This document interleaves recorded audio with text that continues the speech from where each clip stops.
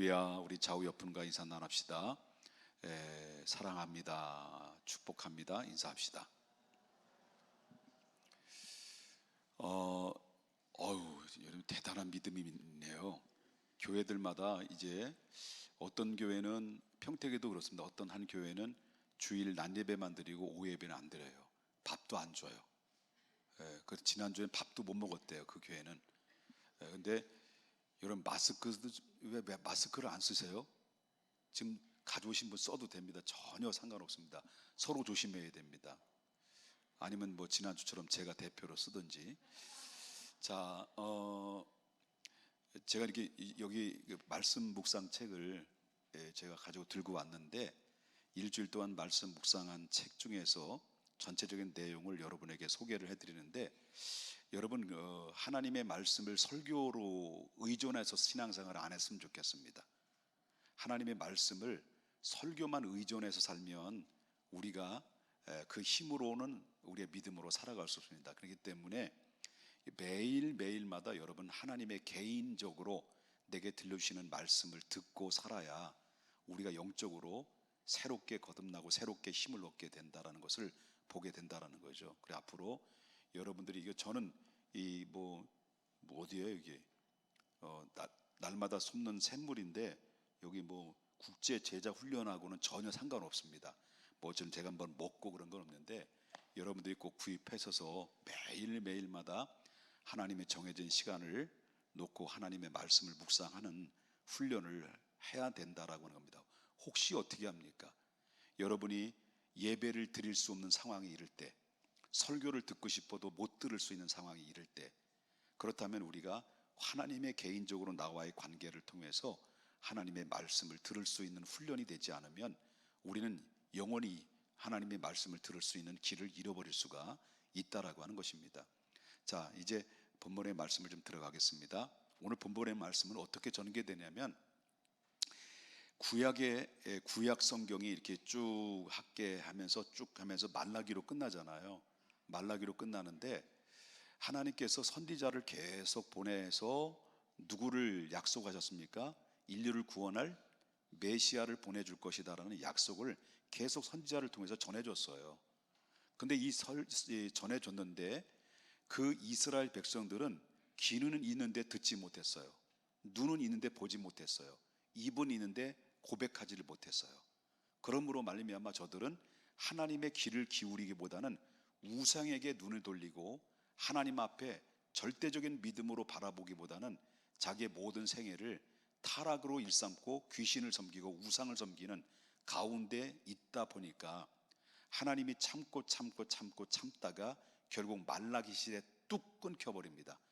그리고 말라기 시대부터 바로 하나님의 보내줬던 선지자들을 전혀 보낸 적이 없어요. 그리고 또한 하나님의 역사하심과 하나님의 인도하심과 하나님의 나타나심이 전혀 없었어요. 이걸 가지고 영적인 암흑기라, 흑암이라고 그러는데, 영적인 암흑기라고 이렇게 얘기하죠. 그래서 이 구약 시대부터 바로 신약 시대까지 그 기간을 뭐라고 말하냐면 신구약 중간사라고 얘기해요. 이 기간이 몇 년 정도 됐냐면 400년이 돼요. 400년의 공백 기간 동안에 하나님께서 누구도 보내질 않았어요. 선지자도 보낸 적도 없고, 그리고 하나님의 역사심도 없었어요. 그러다가 400년이 딱 지나고 난 다음에 정말 이스라엘 백성들에게 그때 400년 그 기간 동안에 어떤 일이 벌어졌냐면, 로마가 세계를 제패했어요. 그 로마가 세계를 제패하면서 이스라엘도 로마에 의해서 점령을 당해가지고 결국 뭐라고 그랬습니까? 그걸 가지고 피지배 국가가 됐죠. 다시 말한다면 식민지 아래서 이스라엘 백성들은 처절하게 살아야만 됐던 시절이 있었던 거죠. 그런 가운데 400년의 그 기간 동안에 여기엔 바리새인들도 종교인들 생기게 됐고, 사두개인들도 생기게 됐고, 그리고 종교적 타락이 그 안에서 깔려 있음으로 말미암아 사람들이 피폐해져 가고 있는, 지칠 대로 지쳐 있는 이스라엘 백성들의 모습을 우리가 발견하게 된다라고 하는 거죠. 그러던 중 바로 구약의 마지막 선지자로부터 400년이 지난 이후에 한 선지자가 나타났어요. 그 선지자가 누구냐면 바로 세례 요한이라는 사람이 딱 등장하죠. 등장하자마자 그분이 드러나자마자 그걸 어디냐면 광야에 들어가서 약대 털옷을 입고 그리고 메뚜기와 석청을 먹으면서 이스라엘 백성들이 잠든 영혼들, 타락한 영혼들, 병든 영혼들을 깨우기 시작해요.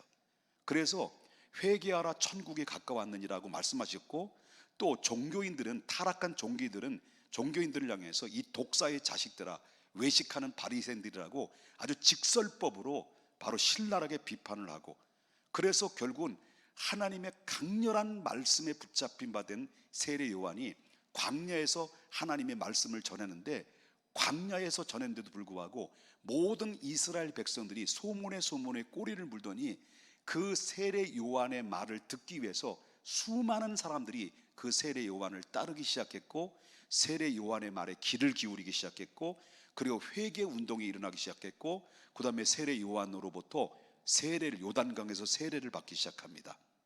그러므로 말미암아 그렇게 됐다 보니까 자, 이스라엘 백성들이 궁금한 거예요.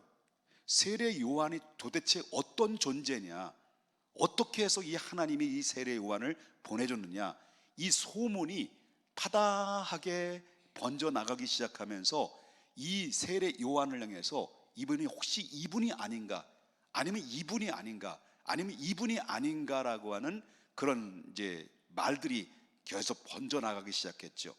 그 이분이 누구냐라고 할 때 어떤 사람들은 이분이 혹시 엘리야가 죽었습니까, 안 죽었습니까? 구약의 엘리야가 죽어서 하나님 나라 갔습니까? 그냥 산채로 하나님 앞에 들림 받았습니까? 죽음을 보지 않고 설교 듣는 거예요. 예, 그 죽었다는 거예요. 그냥 산채로 그냥 가졌다는 거예요. 예, 세례 요한이 죽지 않고 그냥 산채로 하나님 앞에 간 거예요. 그런데 이 하나님 앞에 올라갔던 세례 요한이, 엘리야가 세례 요한이 활동하는 것을 보니까 세례 요한이 바로 누구의 귀환으로 생각했냐면 엘리야의 귀환이 아닌가, 엘리야가 같이 나타난 것이 아닌가라는 이스라엘 백성들 위해서 그 소문이 계속 번지기 시작했어요. 아, 저분이 엘리야가 아니냐? 또 어떤 분은 선지자가 아니냐라는 거예요. 다시 말한다면 구약의 이스라엘 백성들이 애굽에서 이끌었던 이 모세처럼 저들은 모세를 기다렸거든요.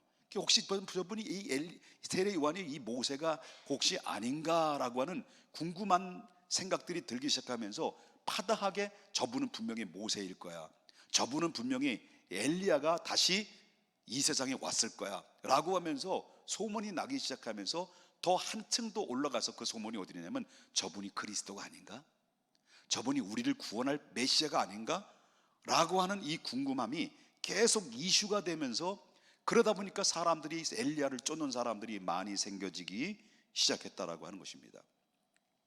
자, 그런 가운데 있었을 때 그때 많은 사람들이 이 세례 요한을 쫓다 보니까 갑자기 세례 요한이 뭐가 된 거예요? 영웅이 된 거예요. 영웅. 그래서 400년 만에 나타났으니까, 400년 만에 그 선지자라는 사람이 나타났으니까 그들에게는 너무너무 기뻤고 소망이 넘치게 된 거예요. 이제는 지긋지긋한 식민지 아래서 벗어나서 해방돼서 이 자유로운 우리나라를 이뤄가고 건설해서 우리의 뜻을 펼치고 우리의 꿈을 펼칠 때가 다가왔다는 사실 때문에 세례 요한을 보면 희망이 생겼던 거예요. 용기가 생겼던 거예요. 그러다 보니까 이분에 대해서 추종하는 사람들이 생겨지게 되고 제자들이 생겨지면서 거기에는 또 뭐가 생기겠을까요? 신랄하게 막 비판하고 막 욕을 퍼대고, 그리고 뭐 개소음하면서 이 독사의 자식들아 하면서 그 비판받았던 대상들이 누구예요? 종교 지도자들, 그때 당대 지도자들.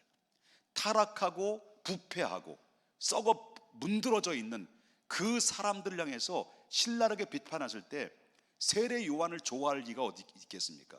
그러니까 그를 끝까지 추종하면서 어떻게 하면 이 세례 요한을 죽일 기회를 찾을까라고 하는 바로 흠을 찾기 위해서 많은 눈을 시퍼렇게 뜨고 이 세례 요한을 따라다녔던 사람 중에 있었어요. 그 사람들이 누구냐면 바로 제사장들과 세리들이었습니다. 레위인들이었습니다. 레위인들이 찾아왔어요. 그러면서 세례 요한에게 뭐라고 말하는, 너희가 그리스도냐? 라고 말했을 때 세례 요한이 뭐라고 말하냐면 나는 그리스도가 아니다 라고 말해요. 그렇다면 네가 그리스도가 아니면 엘리야냐? 아니면 모세냐? 아니면 선지자 중에서 한 사람이냐? 누구냐? 도대체 너의 정체를 밝혀라 라고 했을 때, 그때 나는 그리스도도 아니고 엘리야도 아니고 그 다음에 모세도 선지자도 아니라 나는 그리스도를 예비하기 위해서 온 자에 불과하다. 그리스도의 길을 열고 그리스도의 길을 예비하기 위해서 나는 그분을 위해서 외치는 소리에 불과하다라고 그 수많은 질문자들에게 자기를 이야기를 해요. 신분을. 나는 그리스도가 아니다. No. 나는 선지자도 아니다. No. 나는 엘리야도 아니다. 나는 그분을 예비에게서 길을 열어놓는 그저 외치는 소리에 불과하다 라고 하면서 그 한마디 툭 던져요. 세례 요한이. 나는 다시 이후에 오실 그분에 비해서는 나는 그분의 신들매 풀기도 감당할 수 없는 존재다. 그러면 신발을 그때 당시 풀는 자가 누가 할 수 있는 자는 노예가 하는 거거든요. 주인이면 여봐라 하면 예 마님 하고 종이 노예가 그 문 밖에 팍 뛰어나가서요, 그래서 물을 떠다가 발을 씻을 수 있는 물을 준비해 놓고 그 다음에 그 주인의 신발을 풀어서 벗기고 그 대야다가 발을 씻겨주는 역할을 하는 것이 노예의 신분입니다. 그런데 이 세례 요한은 앞으로 오실 그분에 있어서는 나는 그분의 신들매 풀기도 감당치 못한다. 나는 이 사람 노예가 하는 일이지만 나는 이분에 비해서는 노예보다도 더 천한 모습일 수 있고 그분은 흥해야 되지만 나는 망해야 될 존재다 라고 자기 자신을 절대평가절하해요. 이게 바로 세례 요한의 모습이죠. 드디어 세례 요한이 그렇게 외치고 나서 자기를 부인하는 가운데 얼마 후에 드디어 그 세례 요한의 길을 닦아놨던 실체이신 주인공, 세례 요한이 그렇게 외쳤던 실체의 주인공이신 그리스도 예수가 등장을 하죠. 그리스도 예수가 등장하면서, 그러면서 예수가 등장할 때 그때 제자들을 향해서, 수많은 사람들을 향해서 이 예수님이 오시는 그 모습을 보면서 지목하죠. 보라, 세상 죄를 지고 가는 하나님의 어린 양이로다 외쳤어요. 세상 죄를 지고 가는 하나님의 어린 양이라고 외치면서 그분이 자기에게 다가오는 모습을 보면서 백성들을, 자기에게 시선을 돌렸던 시선들을 누구에게 시선을 돌리게 합니까? 백성들을 자기에게 다가오는 예수 그리스도에게 시선을 돌리게 해요. 보라, 세상 죄를 지고 가는 하나님의 어린 양이로다 외쳤다는 거예요. 그리고 나서 예수님이 드디어 공생애를 시작하면서 세례 요한에게 세례를 받아요. 요단강의 세례를 받았을 때 어떤 일이 벌어지냐면 하늘문이 열렸어요. 하늘의 음성이 들려요. 이는 내 사랑하는 기뻐하는 사랑하는 아들이다 라고 하면서 성령이 비둘기처럼 그 예수 그리스도의 머리에 임하기 시작했어요. 예수님은 성령이 충만했어요. 그리고 이튿날이었어요. 그리고 이튿날 또 예수님이 등장해요. 그리고 오늘 본문에 이렇게 시작돼요. 그가 뭐라고 말씀하시냐면 세례 요한이 또 나타났어요. 세례 요한이 나타나면서 제자들이 그때 있었거든요. 이 세례 요한을 따랐던 제자 중에서 오늘 본문에 소개하고 있는 대표적인 두 사람의 인물이 누구냐면 요한과 안드레였습니다. 요한과 안드레는 원래 예수님의 제자가 아니었어요. 누구의 제자였을까요? 세례 요한의 제자였어요. 세례 요한의 제자들에게 향해서 보라, 하나님의 어린 양이로다 라고 외쳤어요. 그 제자들이 하나님의 어린 양이다라고 외쳤을 때 그 제자들이 그 말을 듣고 이 요한과 안드레가 누구에게 가요? 예수님께 가요. 예수님께 가면서 그 제자들이 하는 얘기가 주여 어디 계십니까? 다시 말한다면 어디 계십니까? 라고 하는 것은 우리가 당신을 쫓겠습니다 라고 하는 그런 의미가 담겨져 있는 거예요. 쫓겠습니다. 그러면 와 봐라. 그리고 이 두 명의 제자들이 예수님과 함께 하루 동안 밤을 새워서 함께 있어요. 그러면서 안드레가 예수님과 하루 종일 같이 있다 보니까 안드레가 그 안에서 확신을 느낀 거예요. 아, 이분이 정말 구약에서 그토록 외쳐댔던 메시아다, 인류를 구원할 메시아다, 민족을 구원할 메시아다라고 그는 확신 가운데 있으면서 자기 형 베드로에게 찾아가서 바로 내가 이 메시아를 만났다 라고 해서, 그리고 나서 베드로가 그 말을 듣자마자 얼마 후에 예수님이 누구에게 찾아와요? 베드로에게 찾아와서 너는 나를 따르라, 너는 베드로라, 다시 너는 요한의 아들이니 너는 게바라. 장차 그 이름 뭐예요? 베드로라는 이름을, 별명을 펼쳐줘요. 그리고 나서 이 베드로가 다른 공간 복음에 보면요, 그를 불렀을 때 너는 나를 따르라, 내가 사람을 낚는 어부가 되리라, 이 말씀을 주셨다는 거죠.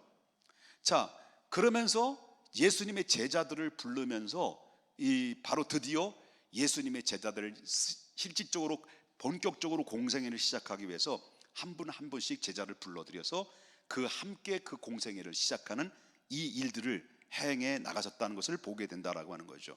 그러면 여러분 보십시다.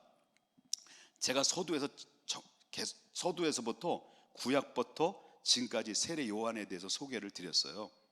자, 세례 요한을 통해서 우리는 뭘 봐야 되냐면 아름다운 은퇴예요. 아름다운 은퇴, 아름다운 퇴장. 그러니까 다시 말한다면 예수님이 왔을 때 예수님과 세례 요한을 비교해 보면 누가 강자예요? 누가 주도권을 가지고 있어요? 예수님이 가지고 있었어요? 세례 요한이 가지고 있었어요? 세례 요한이에요. 모든 주도권은 세례 요한이 다 가지고 있었어요. 자기가 얼마든지 당신 그리스도냐? 라고 했을 때 맞다, 내가 그리스도다. 여러분 보세요.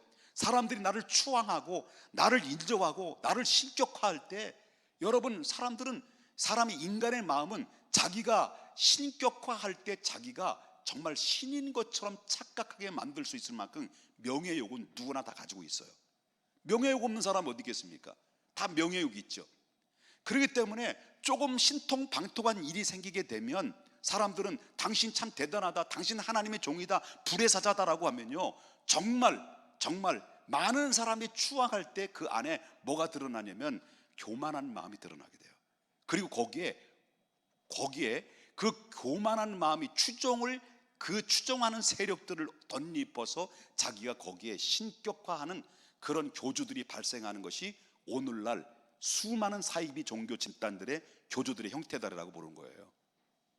그렇기 때문에 세례 요한이 얼마든지 자기가 그리스도이다, 내가 그리스도다라고 하면서 그 이스라엘 전 백성들을 한마디로 휘어잡을 수 있을 만한 모든 여건들은 다 가지고 있었다라고 하는 거예요. 네가 엘리야냐? 나 맞다, 엘리야다. 그가 하는 행동을 보면 엘리야와 똑같은 거예요. 네가 모세냐? 내가 모세 맞다.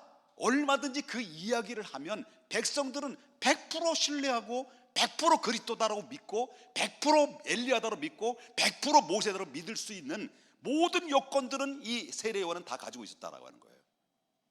그럼에도 불구하고 백성들이 자기를 추하고 자기를 바라보며 자기를 엘리야로 바라보고 그리스도로 바라보고 모세로 바라보는 그 백성들을 향해서 나는 아니다, 그리스도가 아니다, 엘리야도 아니다, 모세도 아니다, 봐라, 세상 죄를 지고 가는 하나님의 어린 양이 바로 저분이야말로 그리스도다. 주어를 바꿔요. 주어가 자기가 아니야. 여태까지는 자기가 주어가 됐든지 모르겠습니다만은, 그러나 예수님께서 오신 이상은 주어가 내가 아니라 그리스도라는 거예요. 우리는 이 겸손을 배워야 돼. 이 겸손, 엘리야의 겸손, 자기 자신을 비우고 그리스도를 높여드리는 그리스도의 앞에서 겸손한 자신의 모습을 내려놓는 훈련, 이거 되지 않으면 공동체는 무너집니다.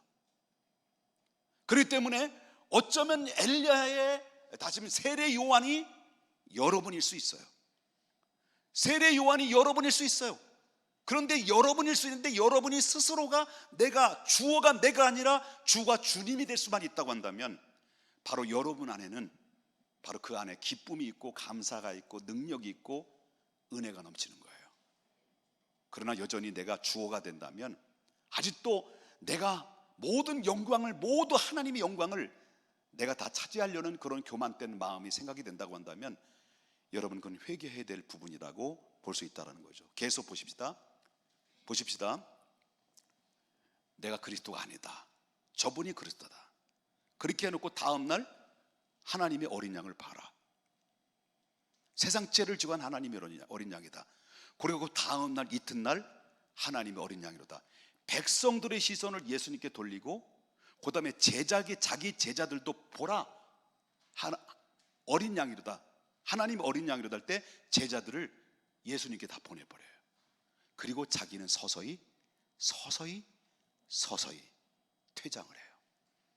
주님이 영광이 될 수만 있다면, 주님이 하나님의 사역에 그 일을 감당하는데, 그 예수님의 그 일을 감당하는데 드러날 수만 있다면 나는 이슬처럼 사라져도 아무런 상관이 없다.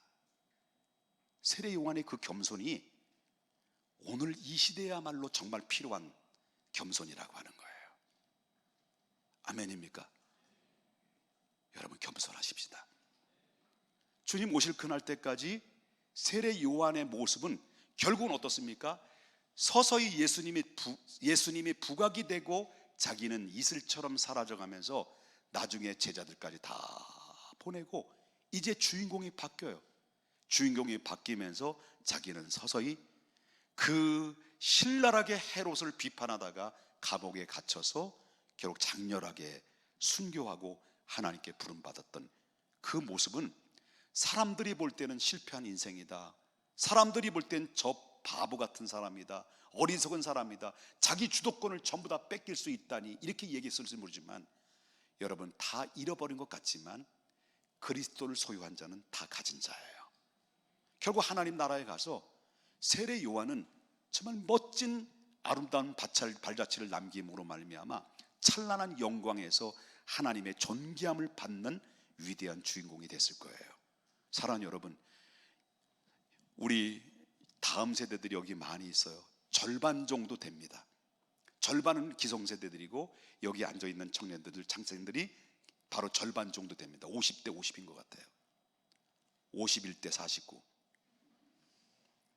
같아요.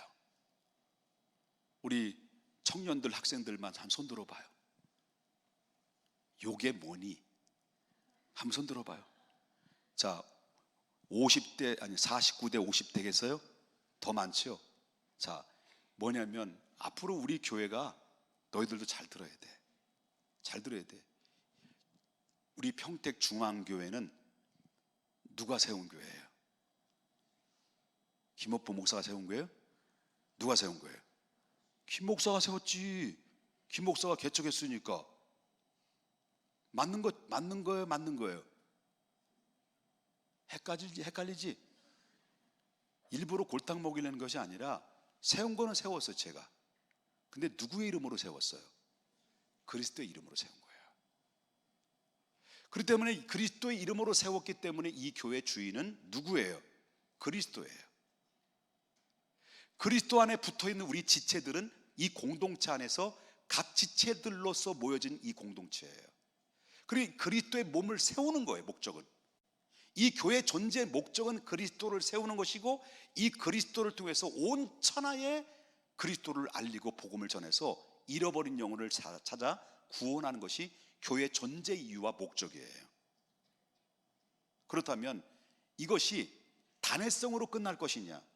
아니라는 거예요. 왜 유럽에 그렇게 풍성하고 그렇게 부흥했던 유럽의 교회들이 문 닫고 박물관으로 바뀌어지고 유령 체험관으로 바뀌어졌어요. 교회들이. 스펄전 목사님이 한 번 설교를 며칠 때마다 수만 명, 수천 명이 회개하고 돌아오는 그 엄청난 부흥기가 있었는데 오늘 유럽의 교회들이 전부 다 문을 닫아버렸어요. 그 이유가 뭘까요? 그것은 바로 뭐냐면 기성세대들이 주도권을 내려놓지 않았기 때문에 그래요.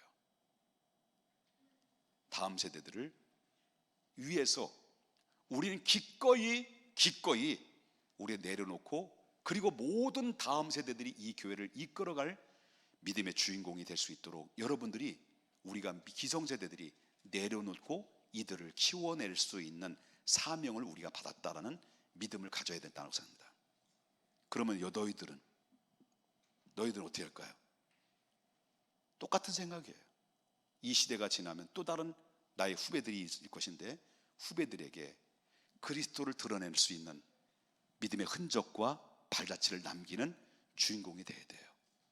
여러분들은 우리의 주인이에요. 우리 교회 책임져야 될 하나님의 주인공들이에요.